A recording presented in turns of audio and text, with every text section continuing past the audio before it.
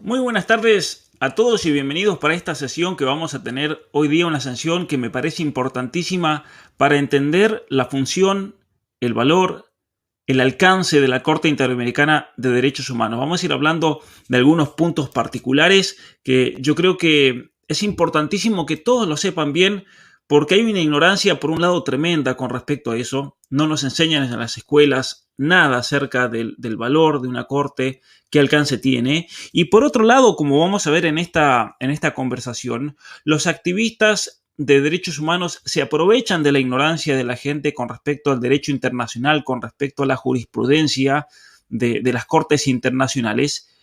Y como es claro el caso de Argentina, como vamos a hablar, aprovechan para entonces argumentar diciendo que el derecho internacional nos pide que legalicemos el aborto, por ejemplo. El derecho internacional nos pide tal cosa y por lo tanto debemos reformar las leyes, debemos reformar la constitución de un país. Esto es una mentira tremenda, realmente. Es una mentira tremenda y es lo que vamos a tratar de aclarar hoy. Lo vamos a hacer de una manera sencilla, de una manera que puedan seguir todos, de una manera que toda persona que no tenga formación en jurisprudencia, formación en leyes, pueda aprovechar muchísimo este vivo. Así que gracias a todos los que se están conectando de distintas partes del mundo, de distintas partes del continente. Una introducción rápido. En noviembre del año 1969 se celebró en la ciudad de San José de Costa Rica una conferencia interamericana sobre derechos humanos, donde vinieron delegados de todos los países miembros en ese momento de la Organización de los Estados Americanos y redactaron lo que se llamó la Convención Americana sobre Derechos Humanos, que entró en vigor en julio del año 1978. Ahora bien, este es un tratado regional que es obligatorio para todos los estados que lo ratifiquen o se adhieran a este tratado regional entre los países de América. ¿Por qué se hizo esto? Para buscar salvaguardar los derechos humanos del hombre en el continente americano.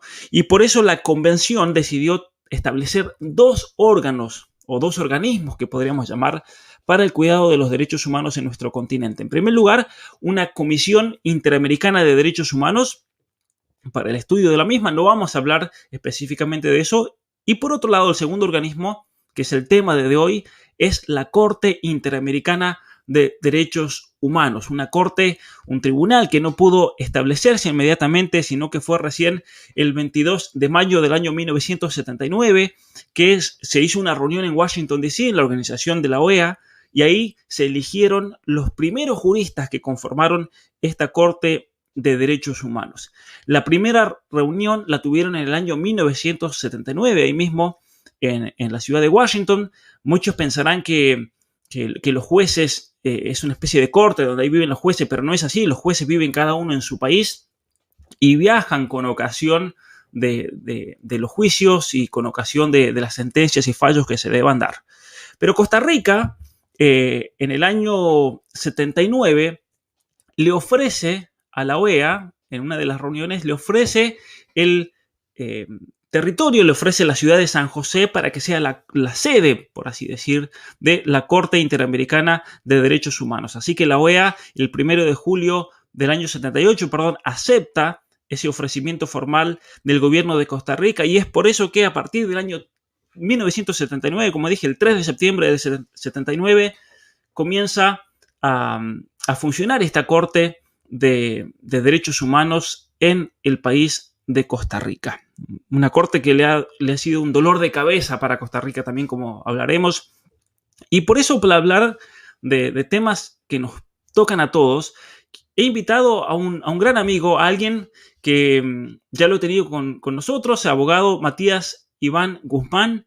Y la razón por la cual lo invité a él es porque él, de hecho, hizo su tesis como abogado sobre la Corte Interamericana de Derechos Humanos y especialmente en relación al valor, el alcance del derecho internacional en relación al control de convencionalidad que se llama. Así que, Matías, muy buenas tardes y gracias por estar con nosotros nuevamente aquí para hablar de este tema. Hola Pablo, ¿cómo estás? Gracias por la invitación y un saludo a tu público. Muy bien, vamos a ir directo al grano. Comenté, como escuchaste al principio, un poquito acerca de la historia, Pero lo primero que te quería preguntar para nuestro público es lo siguiente. ¿Cuál es la función y la competencia de esta Corte Interamericana de Derechos Humanos? Bueno, la principal función es hacer valer la Convención Americana de Derechos Humanos, que es el tratado internacional que la instaura como tal. Es hacer que los estados cumplan con los derechos humanos consagrados en la Convención Americana, también llamada Pacto San José de Costa Rica. Esa es la principal función. Para ello tiene 4 competencias. La competencia cautelar, puede dictar medidas cautelares. La competencia consultiva, si un Estado le consulta, puede dictar opiniones consultivas. La competencia contenciosa, que es de lo que vamos a hablar hoy, y la competencia de seguimiento de sus fallos, para que los Estados cumplan sus resoluciones.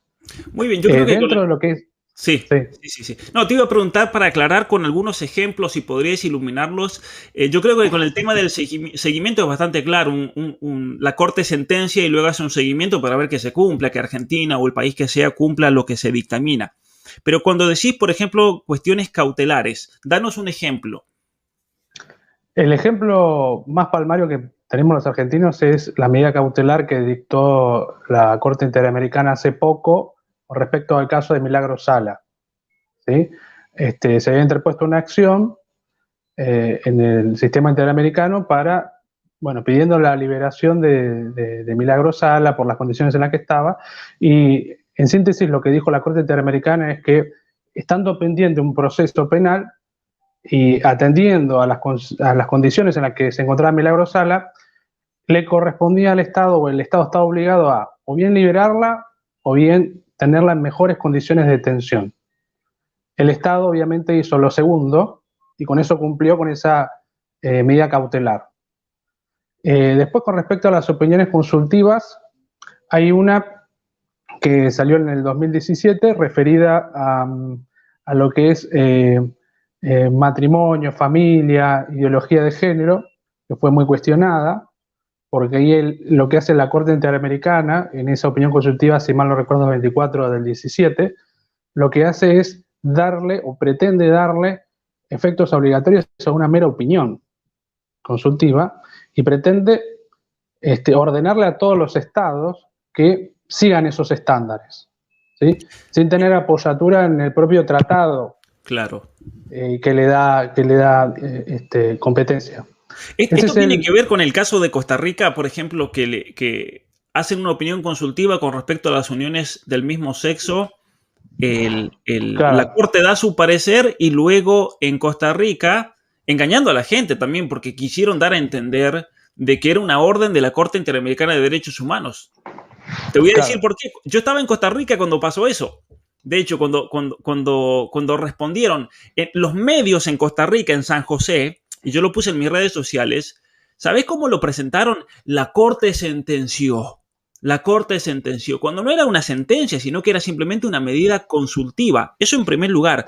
Segundo, recuerdo que no me acuerdo el nombre del diario, ahora del medio, uno de los más importantes de Costa Rica, pero ellos decían, más allá de lo que diga la legislatura de Costa Rica, la Asamblea Legislativa, como se la llama lo que sería el Senado de otros países, más allá de lo que diga la Asamblea Legislativa, en Costa Rica, en el año 2020, van a haber uniones homosexuales. Es decir, estaba todo armado, era un circo tremendo, siendo que esto era simplemente una opinión consultativa, que por otro lado fue de terror la respuesta que dio la Corte. Muy bien, solamente quería aclarar eso porque tenemos muchos seguidores de Costa Rica, ¿no? Sí, para comparar, ante una situación similar, incluso no ya opiniones, sino casos contenciosos, el Tribunal Europeo de Derechos Humanos dijo que ese tema de las uniones del mismo sexo y demás correspondían al margen de apreciación nacional de los estados. Es decir, era una cuestión que cada estado tenía que resolver y que no estaba explicitada en el Tratado Europeo de Derechos Humanos. Lo mismo tendría que haber dicho la Corte Interamericana acá, porque no era una cuestión que haya sido zanjada o resuelta por los estados. Entonces, las críticas modernas con respecto a la Corte Interamericana es que está asumiendo competencias que no le dieron, ¿sí? Claro. Está queriendo dotar de obligatoriedad a sus resoluciones cuando no las tiene, ¿sí? Lo hace sutilmente, pero lo hace. Así es. Esa es una de las principales críticas. Y con respecto a la competencia contenciosa, que es la que más fácil de ver, es importante destacar que siempre el demandado es un Estado, porque la Corte Interamericana, a diferencia de los tribunales penales clásicos, lo que hace es juzgar Estados para que sean los Estados los que reparen violaciones de derechos humanos y den garantías de no reiteración de esas violaciones. Entonces siempre van a ver que los demandados son o Argentina, Chile, El Salvador, etcétera, y que quien demanda es una persona física afectada. Eso como primer pantallazo. Después, dentro de lo que son esos casos, hay que distinguir cuando el Estado es parte de la controversia y cuando el Estado no es parte de la controversia. Te doy un ejemplo. Ahora está en trámite el caso que comentaste hace unos días de Manuela y otros, contra El Salvador. Bueno, ahí el Estado, Salvador, es parte. Entonces entra dentro del artículo 68.1. En principio, lo que le diga, lo que resuelva la Corte Interamericana, va a ser obligatorio para El Salvador. La cuestión es, ¿sería obligatorio ese fallo también para Argentina, para Chile, para Uruguay, para Brasil? Mi respuesta categórica es no, porque no lo dice el tratado. Eso como una primera apreciación. Que justo era lo que te iba a preguntar, y aquí pasamos al segundo punto, pero podemos volver con toda libertad al primer punto, que era el tema del alcance de la Corte, porque una de las cosas que yo hablaba ese día con Lara Sarín, Sara, que ella es de El Salvador, está muy metida en este caso, es que los activistas, como este es un caso que viene, los querellantes son organizaciones feministas extranjeras, especialmente de los Estados Unidos, el Centro de Derechos Reproductivos, y por lo tanto es interesante, Iván, que que los abogados que están detrás de esto son abogados que están acostumbrados a trabajar en el sistema de jurisprudencia de los Estados Unidos.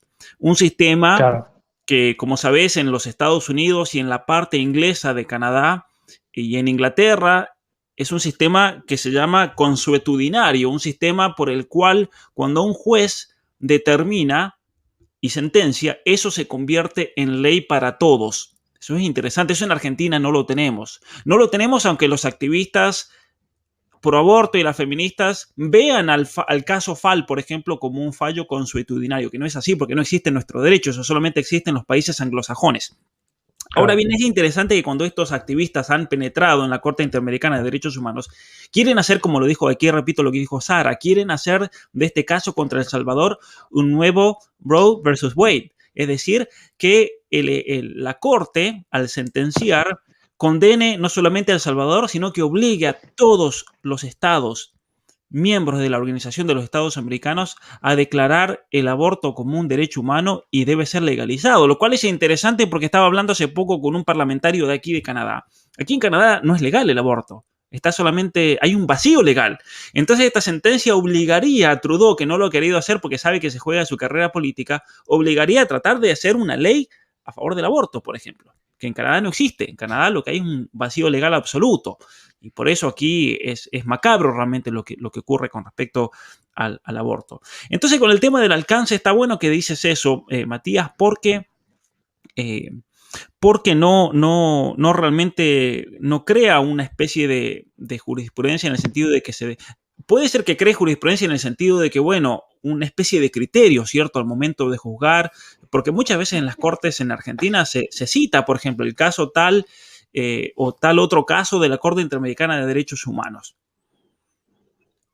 Sí, lo que dice específicamente, y leo textual, el artículo 68.1 de la Convención Americana de Derechos Humanos es: los Estados partes en la Convención se comprometen a cumplir la decisión de la Corte en todo caso en que sean partes. Si los Estados que firmaron la Convención van a verse obligados por lo que diga la Corte Interamericana cuando ellos hayan participado como demandados en un caso contencioso. Si no participaron, no. Claro. Entonces, no está consagrada la convención una suerte de stare decisis interamericano, que es lo que quieren hacer parecer estos abogados que vos decías. Eso como primer punto. Como segundo punto, que comentábamos fuera de cámara, supongamos que lamentablemente saliera una doctrina abortista en ese fallo, ¿no? Contra El Salvador. Hay un artículo, que es el artículo 29, de que emerge lo que todos conocemos como principio pro homine, que específicamente prohíbe aplicar cualquier norma de la Convención y por ende cualquier jurisprudencia amparada en la norma de la Convención que socave mejores derechos o mejores protecciones que tengan los tratados en su ámbito interno.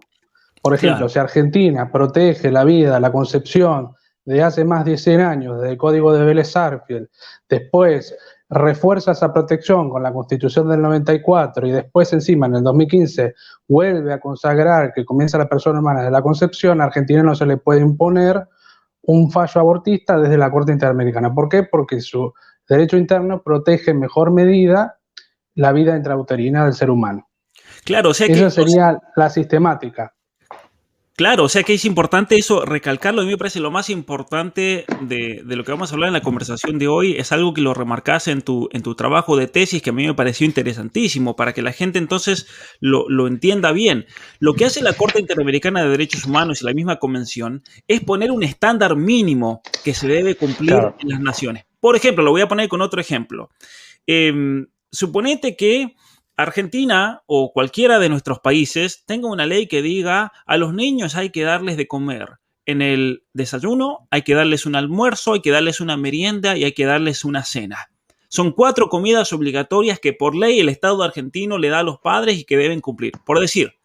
Y suponete que hay un caso en Cuba donde a la gente se le da de comer una vez al día nomás y entonces el caso llega a la Corte Interamericana de Derechos Humanos y la Corte dice, no, cubanos, tienen que darle de comer al menos 2 veces al día, a sus hijos. 2 veces al día. Entonces ese caso llega a la Argentina. Y en la Argentina ya tenemos una ley que dice hay que darle de comer a los niños 4 veces. Por lo tanto, como el estándar de Argentina es mucho más elevado que lo que impone la Corte, que son solamente 2 veces al día, por decir un caso hipotético, no tiene ningún valor y la jurisprudencia internacional tiene que ceder ante el derecho interno de un país, porque los estándares de un país, si son superiores, la Corte no puede meterse, y eso está explícito en un artículo. ¿Y por qué esto es importantísimo, Matías, sí, con lo que decías recién con respecto a la Constitución argentina y vale también para la Constitución de Colombia, la Constitución de Chile, la Constitución de El Salvador, por ejemplo, que protegen a la vida desde el momento de la concepción? Porque en la Argentina, el mismo proyecto de ley que se aprobó para el aborto cita en el artículo 1 como argumento de autoridad que el derecho internacional, la jurisprudencia, nos piden que tengamos que legalizar el aborto, lo cual primero es una mentira absoluta, pero incluso si las Naciones Unidas y la Corte Internacional de Derechos Humanos de la Haya, si la Corte Interamericana de Derechos Humanos dijesen tienen que legalizar el aborto en sus países, como el estándar de derechos humanos de todos estos países que a nivel constitucional protegen la vida desde el momento de la concepción, caen de por sí sola esa sentencia. No tiene ningún valor, como lo dice la misma Convención de Derechos Humanos, ¿cierto?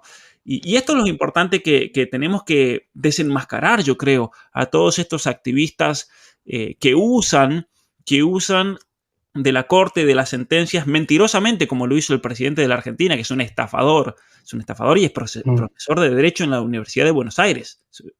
O sea, o está mintiendo, es ignorante absoluto que no conoce el derecho internacional y la jurisprudencia y habla por hablar y usan de las cortes simplemente para el activismo, ¿no? Sí, creo que esa omisión es adrede porque Alberto Fernández no puede desconocer el fallo del 2017 de la Corte Suprema de Argentina. Claro. En la que encima Argentina fue juzgada. Es decir, fue juzgada y condenada en base al artículo 68.1 por haber violado la libertad de expresión de Fontevecchia, del periodista Fontevecchia. Y la Corte Suprema le da la razón a la Corte Interamericana en todos los puntos, salvo en uno. Dice, yo no voy a revocar mis sentencias porque la Corte Interamericana no es un tribunal de cuarta instancia. Es decir, le pone un límite a lo que dijo la Corte Interamericana porque consideraba que violaba los principios de orden público argentino. ¿Sí? Se ampara en un artículo de la Corte Suprema, que es el artículo 27 de la Constitución Nacional, dice yo en este punto no lo cumplo. Claro, Fíjate, en un fallo en donde supuestamente todo lo que dice la Corte Interamericana es obligatorio por el artículo 68.1, bueno, esa es la regla.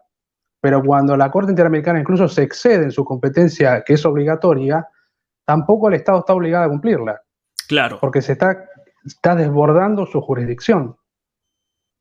Totalmente. Y eso es lo que yo Entonces, creo que tenemos que defender también, ¿no? Y alertar a la gente, porque ¿cómo puede ser que una corte desborde totalmente su jurisdicción y se convierta en una especie de organismo totalitario que sentencia y decide a su propia voluntad sin tener en cuenta la soberanía de los países? bueno, esa es una cuestión muy criticada, esa impronta que tiene nuestra Corte Interamericana de querer socavar el margen de apreciación nacional, es decir, cuestiones que no están claras, que en realidad corresponde que la regulen los estados, que la Corte Interamericana avance en criterios de los jueces de turno de la Corte Interamericana. Eso es algo que está muy cuestionado. eh, y quiero agregar algo más. Lo que vos mencionabas con respecto a lo que se dice del derecho internacional que nos obligan, en realidad eran dos comités básicamente. Era el comité CEDAW, el Comité de los Derechos de la Mujer que recomendaba la despenalización, y el Comité sobre los Derechos del Niño, que en los propios tratados que los instauran, menciona sus resoluciones como recomendaciones, o sea, no son sentencias siquiera de esos comités, son meras Claro, recomendaciones que ni siquiera tienen el manto de obligatoriedad que tienen los fallos de la Corte Interamericana cuando el Estado es parte. Son meras recomendaciones que el Estado puede cumplir o no si esas resoluciones pasan por la criba de los principios de orden público argentino en los que se encuentran justamente los derechos, los tratados que nosotros incorporamos. claro. O sea que en cuanto a jurisprudencia no tienen ni siquiera valor para Ni usarse siquiera son como... jurisprudencia. Claro, no es Es lo que se jurisprudencia. conoce, claro, es lo que se conoce como soft law, derecho blando, pero para nada son sentencias que merezcan ser llamadas jurisprudencia, lo que digan estos comités, que son más vale parecen comités políticos que comités jurídicos. Claro, y eso es el tema también que estamos viendo, yo creo, a nivel mundial, cómo se están usando las Cortes Supremas para el activismo. Como no se puede a veces ir por derecha, no se puede ir por las legislaturas, no se puede ir por los procesos democráticos, no se puede ir por cualquier otro tipo de decisión pública o popular, podríamos decir, como puede ser un plebiscito. Entonces están usando las Cortes Supremas para imponer. Pasó en los Estados Unidos el caso del aborto, pasó con el caso de las uniones homosexuales en los Estados Unidos en el año 2015, pasó con la eutanasia en Canadá, por ejemplo. Mm. Pasó con el tema de lo que hicieron hacer en Argentina con el tema del aborto, lo mismo lo hicieron en Colombia con el tema del aborto, es decir, en el año 2006. Es impresionante cómo las cortes están siendo reducidas a una especie de activismo ideológico y en total violación y transgrediendo totalmente el ámbito de su competencia, ¿no? Que yo eso te lo comenté cuando hice un comentario del caso FAL 2012, que yo decía que habían prevaricado todos los jueces de la Corte Suprema que habían votado a Claro. favor del caso FAL y tenían que ser llevados a juicio político y debían ser expulsados de la Corte. Es una locura realmente. Sí, porque obviamente asumía facultades legislativas más Claro, que de juicio, ¿no? Eh, sí, por eso justamente como se está dando esa tendencia regional, eh, es llamativo y sorprendió en su momento lo que dijo la Corte Suprema nuestra en el 2017, decir, bueno, hasta acá llega la Corte Interamericana, la competencia de la Corte Interamericana tampoco puede afectar mi competencia como Corte Suprema Argentina. claro. Entonces, eso me parece que es importante destacar porque no es habitual que una Corte Suprema, digamos, entre en tensión con un tribunal internacional. Claro. Igual, eso fue una cosa positiva igualmente, que una corte Sí, sí, soberana le diga a un instrumento internacional, decirle, pero esperen un poquito, esto es territorio argentino, lo mismo podría haber pasado en México, en Colombia. Fíjate que es interesante cómo la Corte Suprema de los Estados Unidos le va, pero se lo pasa a saber por dónde, lo que diga la Corte Interamericana de Derechos Humanos. No les importa absolutamente nada, lo mismo pasa aquí en Canadá, porque es creo interesante que, cómo... Sí, Creo que lo que pasa en Estados Unidos, no sé en Canadá, pero en Estados Unidos, como obviamente tienen la cuestión geoestratégica muy clara, ellos firmaron el tratado, la Convención Americana sobre Derechos Humanos, lo que les habilita incluso a ofrecer jueces que conformen la Corte Interamericana, pero no ratificaron el tratado. Así es. Entonces Y todo lo que diga la Corte Interamericana no es obligatorio para Estados Unidos. así pasó también con la Corte Internacional de Derechos Humanos, la que está en La Haya. Estados Unidos hizo absolutamente lo mismo. Nunca ratificaron, de tal manera que cualquier crimen contra la humanidad, cualquier crimen contra los derechos humanos, violación de los derechos humanos, ni siquiera ciudadano de los Estados Unidos puede ser juzgado por estas cortes porque Estados Unidos nunca ratificó la función de la Corte. Pero muy bien, vamos a ir al tema de medidas de reparación. Sí, lo que hace la Corte Interamericana una vez que encuentran que se dieron violaciones a los derechos humanos, no es solamente la reparación tradicional del derecho civil, que todo se puede imaginar como es en moneda, ¿sí? Sino también que la reparación puede ir desde decir que la propia sentencia es reparatoria en sí, porque reconoce un hecho, pasando por ordenar que se revoque una sentencia, como la que acabo de mencionar hace poco, Claro. que en el 2017 la Corte Suprema dijo que no correspondía, pero en el 2005, digamos, de alguna forma dio una razón con el fallo Simón, en donde se siguió la doctrina del fallo Barrios Altos y se dijo, bueno, los crímenes de la dictadura son imprescriptibles, por lo tanto, declaramos inconstitucional lo decidido en Camps, en un fallo anterior de la Corte Suprema. Valga mencionar también, convengamos que las Cortes Supremas kirchneristas fueron bastante, si se quiere, obedientes para lo bueno y para lo malo de lo que dijo la Corte Interamericana. Recién con el cambio de gobierno, con la incorporación de dos jueces nuevos como Rosenkrantz y Rosati, que al menos yo me parece que son muchos más patriotas, por así decir, se le puso como un freno a lo que dijo, a lo que venía diciendo la Corte Interamericana, como avanzando por sobre su competencia original. Claro. Y no sé ¿Sabés qué qué? más iba a decir. Hablando de eso, Matías, sería interesante para todos nuestros seguidores que nos están viendo desde todas partes del mundo, pero especialmente desde México hacia la Argentina y Chile y el Caribe.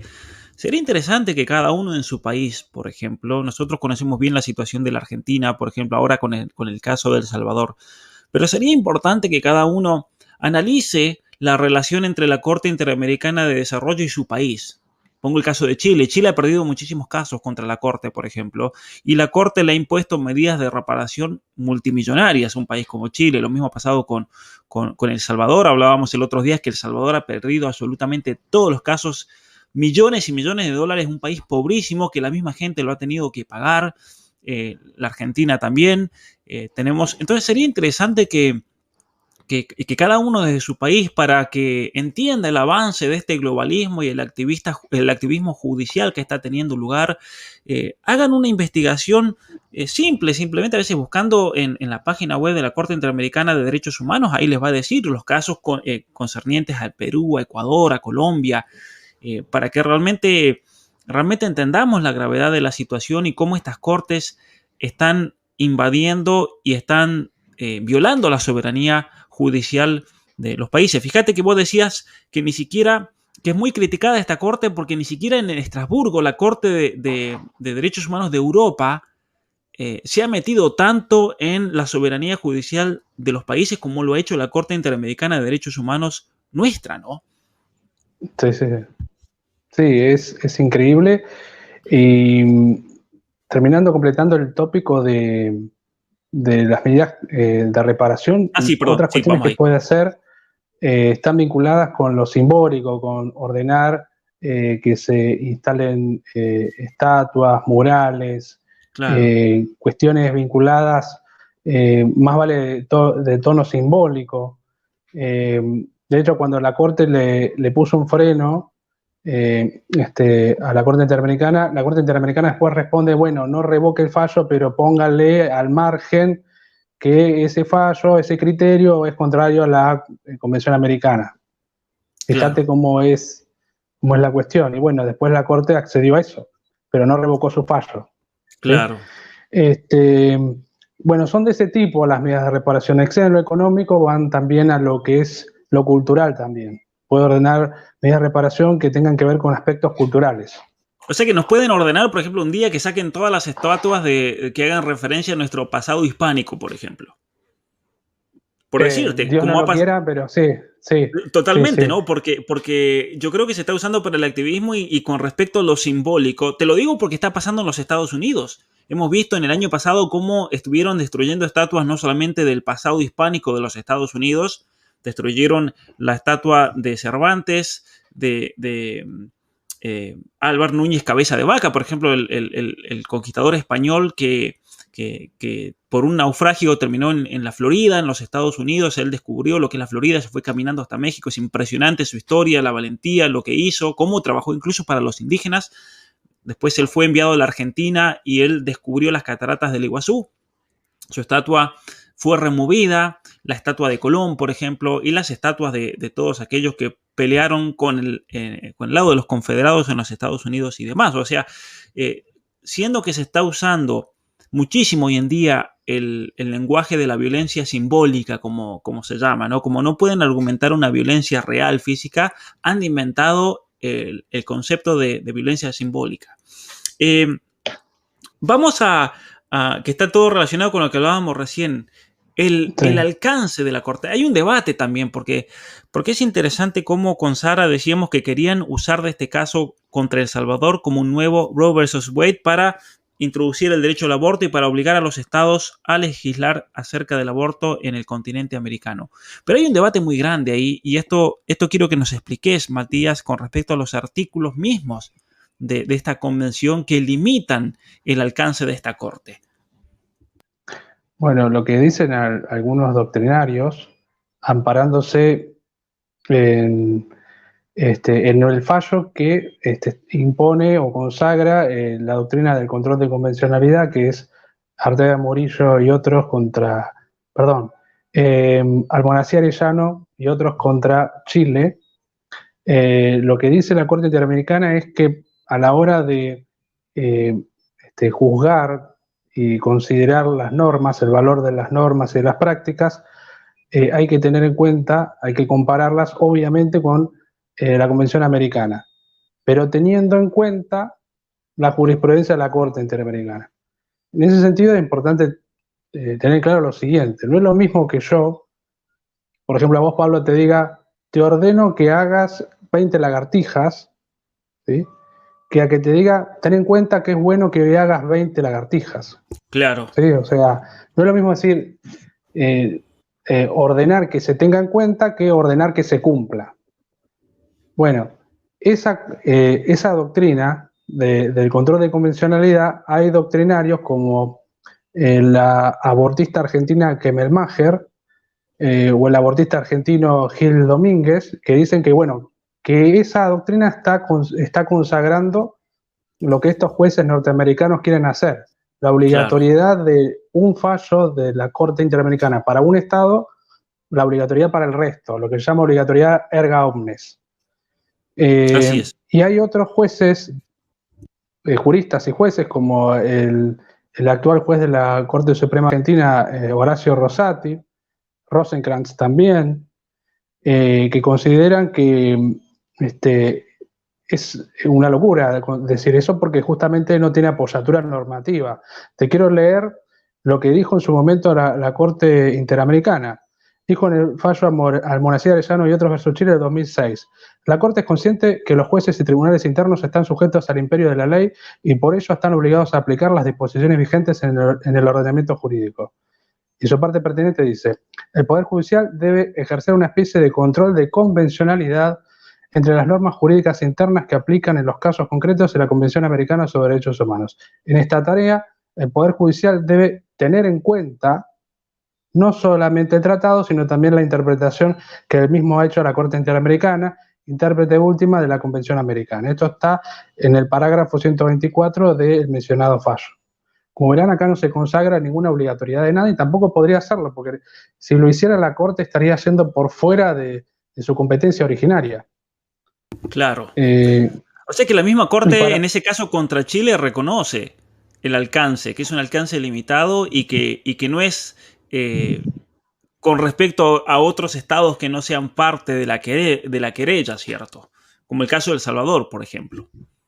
sí, y nuestra Corte Argentina también tiene varios casos que le da un valor, ¿sí? Cuando Argentina no es parte del caso, le da a lo que se resuelva, obviamente a la parte de doctrina, ¿no? A la parte de, de lo que se ordena en el caso concreto, que obviamente va a ser para ese Estado, pero sí a lo que es doctrina legal, le da un valor de guía o de pauta de Claro, interpretación, pero no más que eso, no le da un valor obligatorio. Eso también hay que dejarlo bien en claro.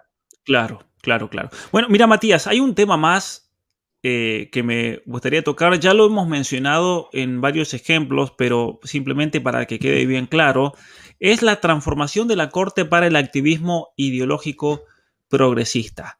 Eh, ¿Qué casos de la Corte Interamericana de Derechos Humanos, perdón, más reciente son un ejemplo de esto? Por ejemplo, hay una batalla legal enorme ahora con el caso de El Salvador porque están estos tres grupos abortistas, feministas, metidos, que son los querellantes contra el Estado de El Salvador, que obviamente que es una motivación puramente ideológica. Acá no hay ningún intento de reparar alguna injusticia, ningún intento para tratar de proteger los derechos humanos. Es simplemente un caso fraguado, inventado, falseado, simplemente para que se imponga lo que ellos quieren. ¿Qué otro ejemplo tenemos de activismo ideológico progresista en el historial de la Corte Interamericana de Derechos Humanos desde el año 1978 hasta el presente? Bueno, hay uno que ha sido muy mencionado en los últimos tiempos a raíz del debate que se ha dado en Argentina sobre el aborto, que es el caso Artavia, Murillo y otros versus Costa Rica del 2012. Porque ahí la Corte saca de la galera algo que no figura en el propio tratado, que es esta protección gradual e incremental de la vida intrauterina. Es decir, una vez que se implanta en el seno materno el embrión, porque está hablando de fertilización in vitro, ¿sí? Entonces puede haber embriones extracorpóreos. Una vez que se implanta el embrión, la Corte Interamericana dice que la protección legal de ese embrión es gradual e incremental. Claro. Eso no está en ningún lado del tratado, Se solamente, se lo inventaron ya, totalmente porque exactamente. ni siquiera tiene un fundamento científico esa protección gradual. Claro, crearon pretorianamente eso y uno dice, bueno, ¿por qué dicen esto en esta materia? En Claro, qué puede facilitar la realización de la fecundación in vitro en esta materia? Y muchos ven que esto era ya la puerta a una suerte de habilitar el aborto entre líneas, ¿sí? claro. Es como era como un metamensaje a favor del aborto, aunque sean en las primeras etapas de gestación. Muchos ven eso, como cuidado, no estar Claro. habilitando acá el aborto. Y están habilitando el Y es, aborto químico, ¿no? Que tanto propagan las feministas por medio del misoprostol. ¿Sabés que voy a hacer mención a algo que sí está muy relacionado con esto que acabas de mencionar de la sentencia esta de la Corte en el caso Murillo?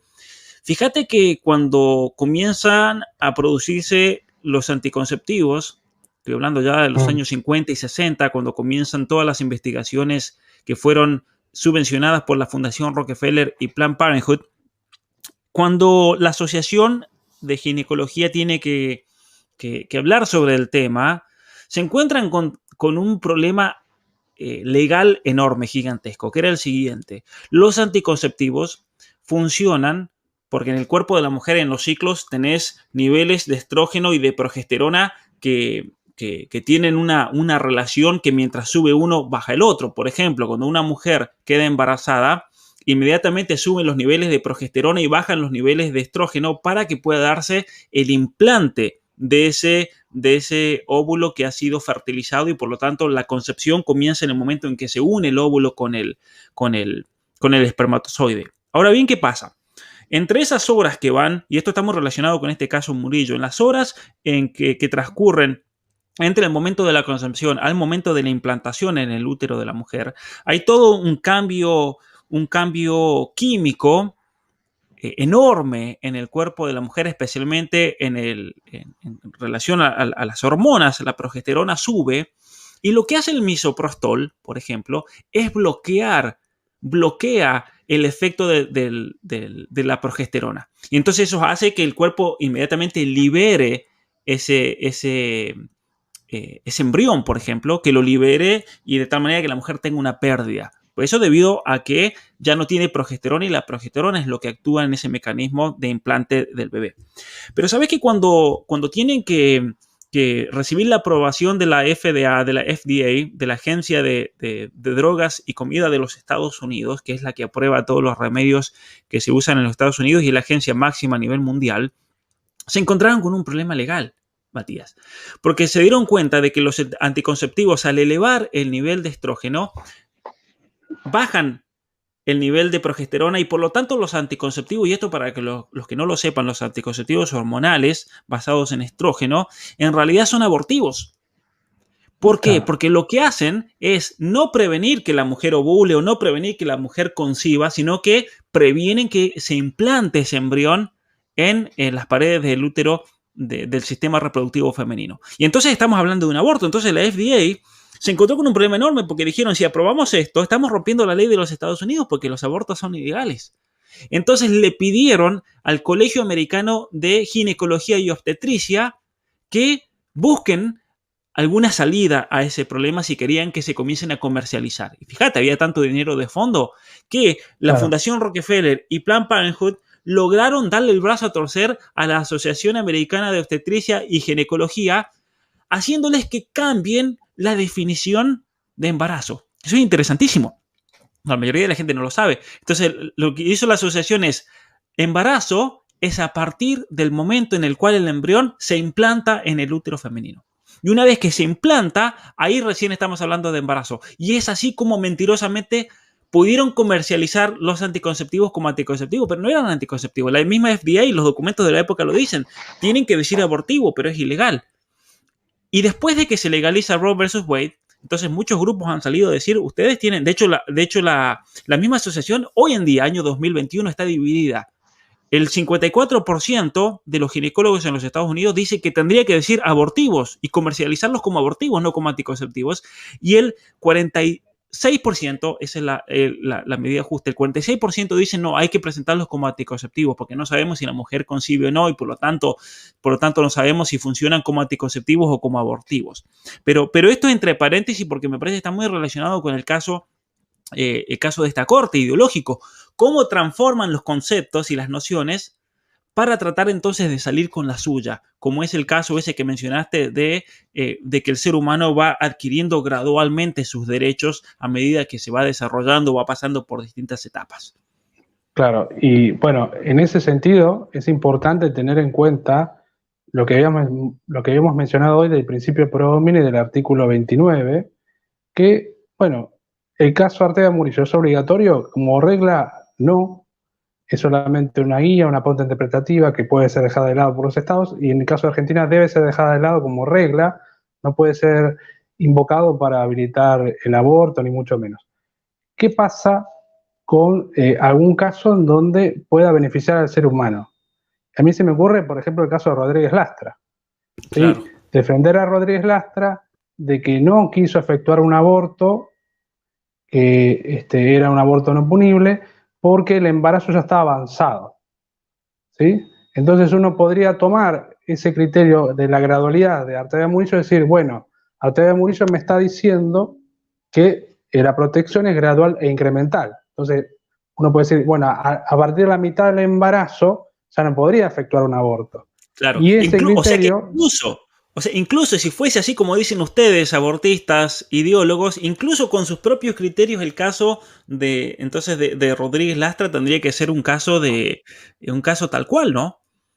Sí, entonces, así funciona en realidad el principio pro homine. Yo no puedo usar la doctrina legal de la Corte Interamericana en contra del ser humano, pero sí la puedo usar a favor, para defender a Rodríguez Lastra, a un médico que no quiso realizar un aborto en un embarazo avanzado, y de esa manera también justificar por qué defendió la vida del niño por nacer.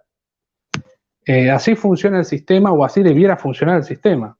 Claro, claro, o sea que para que la gente le quede claro, los casos se pueden usar como referencia para promocionar un derecho, pero nunca para hundir a una persona o para combatir un verdadero derecho. Y ese es el problema con el Exacto. activismo judicial. Eh, Nuevamente lo voy a decir porque me pareció clarísimo cómo lo planteaste en tu trabajo, Matías, el hecho de que hay un estándar mínimo, nuevamente para que les quede claro a todos, hay un estándar mínimo que pone la Convención de Derechos Humanos para todos los países, pero por lo general todos los países del continente tienen estándares que son superiores a los mismos estándares de la convención, lo cual haría que la convención sea un poco sin sentido. No tiene mucho sentido porque no estamos en un territorio, no estamos en la Unión Soviética, por ejemplo. Si bien puede pasar que en algún país, por alguna situación política particular, por ejemplo, se comiencen a violar sistemáticamente los derechos humanos de las personas, como puede ser el caso de Venezuela, por ejemplo, es interesante, Cuba, Matías, ¿Cuba nunca ratificó esta convención? Que yo sepa, no. Claro, Que porque, yo porque sepa, no. Cuba, porque esta convención de hecho está hecha para un país como Cuba, pero Cuba no ratifica y así cualquiera, ¿cierto? Así cualquiera. ¿Qué pasó con respecto a Venezuela? Venezuela en algún momento recusó su pertenencia a la Convención de Derechos Humanos. Yo tengo entendido que Venezuela mandó una carta en el año 2012, pero no sé qué alcance tendrá eso al respecto. Venezuela se había descolgado, se había Claro, retirado del sistema interamericano y bueno, así le fue.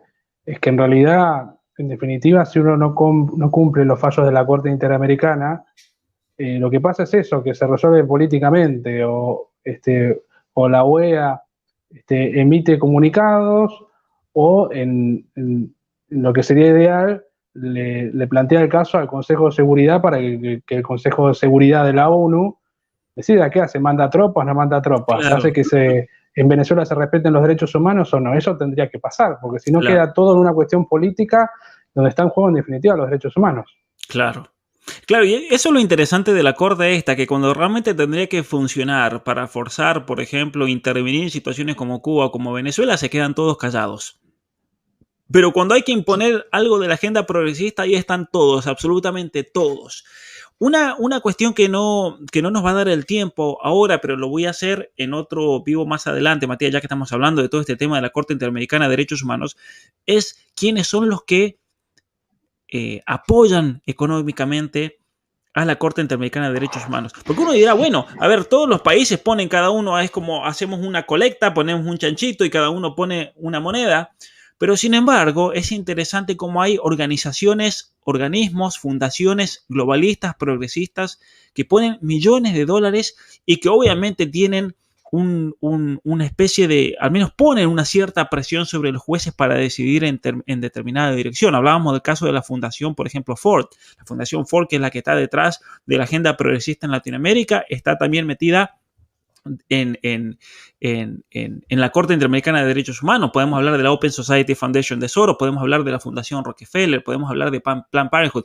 Es decir, hay todo un entramado de organizaciones, de organismos, de fundaciones filantrocapitalistas que apoyan económicamente a la Corte Interamericana de Derechos Humanos y que a mí, en mi opinión personal, eso no se debería permitir. Primero porque no hace falta. ¿Cierto? Y segundo, porque aquí se están violando los intereses. No estamos hablando de organizaciones que sean simplemente para la beneficencia y tengan una neutralidad absoluta sobre algún caso, sino que son partes querellantes incluso, lo cual eso cuestiona seriamente la función de la Corte, Matías, ¿cierto? Sí, de hecho, en la época de la presidencia de Mauricio Macri, la Cancillería, cuando fue la canciller a exponer en el Congreso, a dar explicaciones de qué se iba a hacer y demás, uno de los tópicos que tocó fue justamente ese, que no se podía aceptar que la Corte Interamericana siguiera funcionando como estaba funcionando, por poco más vale financiada por fundaciones y ONGs Claro, internacionales que por los propios estados que la instauraron, que así no es. correspondía que fuera así. Y es prácticamente lo que denuncia, por ejemplo, Cristina Martí Jiménez. Cuando hablé con ella decía que que han reducido las agencias de las Naciones Unidas y estas cortes internacionales a lo que vendría a ser una especie de ministerios globales. El Ministerio Global de la Salud, que está por encima de lo que diga el Ministerio de Salud de un país. Tenés que es la Organización Mundial para la Salud. Tenés la UNESCO, por ejemplo, vendría a ser el Ministerio de Cultura y Educación del mundo. Y en el caso de las cortes internacionales, como esta, por ejemplo, tenemos lo que vendría a ser el Ministerio de Justicia de un país. O sea, es una locura realmente. Y eso es la tensión también que ha generado todo esta embestida globalista que comienza primero con la Liga de las Naciones y luego continúa con las Naciones Unidas. Tampoco no seamos ingenuos al respecto y no pensemos que las Naciones Unidas se fundó con el gran objetivo de proteger los derechos humanos de las personas. Desde el comienzo venían con una agenda clara, globalista y progresista. Lo que pasa es que en el momento tal vez las cosas no estaban dadas para manifestarse y poder imponer esta agenda progresista como lo quería la Fundación Rockefeller, que es la que está detrás de las cortes de estas penales y está detrás de la formación de las Naciones Unidas. Pero sin embargo, ahora que las circunstancias son propicias, y se están dando las condiciones por muchas razones a nivel cultural, económico, político, ideológico, están realmente mostrando el verdadero rostro y lo que siempre han buscado estos globalistas. Los globalistas no son nuevos. Esto es una cosa que viene de décadas, ¿no?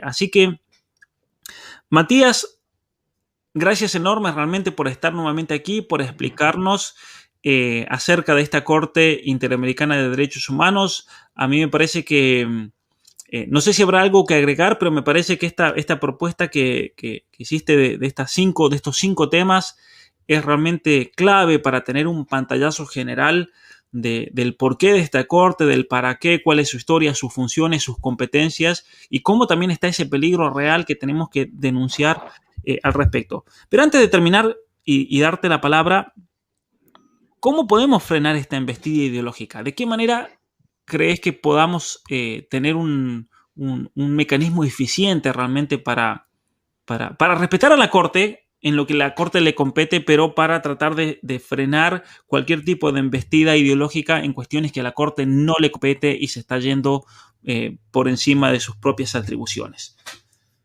Bueno, lo primero que diría es que la gente, en la medida de lo posible, empiece a leer los fallos de este tribunal internacional.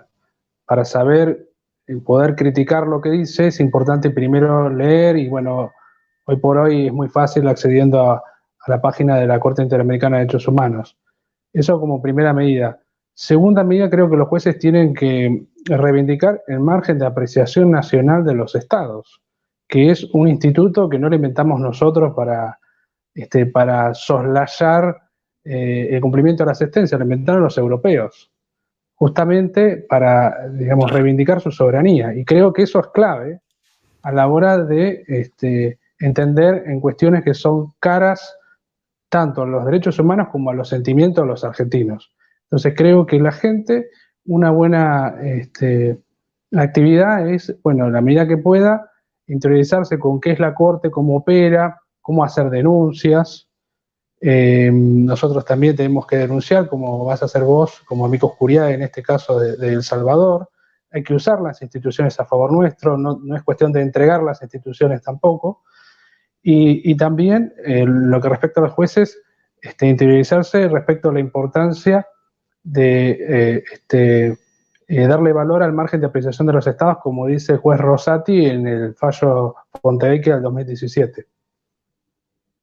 Así es, Matías. De hecho, con respecto al tema de presentar objeciones a las sentencias o incluso en el mismo juicio, yo invité el lunes cuando tuve la entrevista con Sara a que todos aquellos, especialmente que sean abogados, asociaciones jurídicas, especialmente asociaciones de médicos, asociaciones pro vida, por la familia, que presenten una objeción. Me contactaron algunas asociaciones de México, de Colombia, de Chile, algunas personas particulares a las cuales les compartí los documentos de trabajo. Es un documento de trabajo que ofrece distintos temas que se podrían tocar, y no importa si se repiten, no importa si el tema de la objeción de conciencia de los médicos lo trata Pablo, sería bueno que lo traten muchísimas otras personas, de tal manera que los inundemos de material. Pero obviamente que tienen que ser cosas bien hechas, tienen que ser serias, no tienen que ser muy largas, puede ser una página, pero que sea un argumento fuerte, de tal manera que la Corte no pueda decir no, pero si nadie dijo nada, porque eso es lo que querían estas feministas, que quede todo en un silencio absoluto, que nadie se entere, y gracias al trabajo de Fundaciones por la Vida de El Salvador es que nos enteramos absolutamente todos, y yo quiero a todos ustedes que compartan esto, que al menos que la gente se entere realmente de lo que está pasando con El Salvador y cómo quieren hacer de El Salvador un caso que mentirosamente se pueda ser usado para obligar a otros países a imponer el aborto. Así que los que quieran contactarme para participar y recibir un modelo de cómo debe ser y a quién debe dirigirse, por favor, cuanto antes contáctenme, que yo les comparto por email todo el material de trabajo para el caso Manuela de El Salvador. Matías, nuevamente, muchísimas gracias por habernos acompañado. Gracias por habernos iluminado, especialmente teniendo en cuenta que este tema lo conoces muy, pero muy bien, debido a que es tu tema de trabajo y demás. Así que gracias por estar con nosotros, y seguramente que en algún otro momento te voy a volver a invitar para que sigamos profundizando este y otros temas en relación a la ley, a la jurisprudencia, que son claves para esta batalla cultural. Bueno, gracias a vos, Pablo, y obviamente gracias por tu invitación y gracias a la gente y por el tiempo y demás para escucharnos. Así que muchas gracias por todo y nos estaremos viendo. Gracias, Matías, y hasta pronto. Y antes de terminar esta sesión, y hablando de jurisprudencia y demás, muchos saben que yo tengo una tesis doctoral en filosofía legal, en jurisprudencia, derecho internacional y constitucional sobre la libertad religiosa. Está en inglés, pronto este libro va a salir en español, pero si ustedes son de los Estados Unidos, de Canadá, de Europa, he recibido nuevamente otra tanda enorme de libros que son todo lo mismo, así que para no replicar, ¿cómo se dice?, debatientes que muestran libros y no muestran nada. Pero los que quieran obtener este libro lo pueden comprar nuevamente por medio de la página donde compran el libro Atrapado en el cuerpo equivocado. También ahí encuentran las verdades, las mentiras que te cuentan, las verdades que te ocultan, que está en preventa y sale el próximo mes. Y el libro sobre libertad religiosa. Para los que sean de México hacia el sur y lo quieran leer en español, este libro estoy trabajando y espero que para mediados de año, si Dios quiera, lo pueda ofrecer también en español. Gracias a todos, gracias enormes por haberse conectado a este vivo, y nos veremos pronto. El día martes estaré con Lupe Batallán para seguir hablando del caso de las 17, el caso Manuela versus El Salvador de la Corte Interamericana de Derechos Humanos. Así que no se lo pierdan este martes a la misma hora que hoy con Lupe Batallán. Muchas gracias.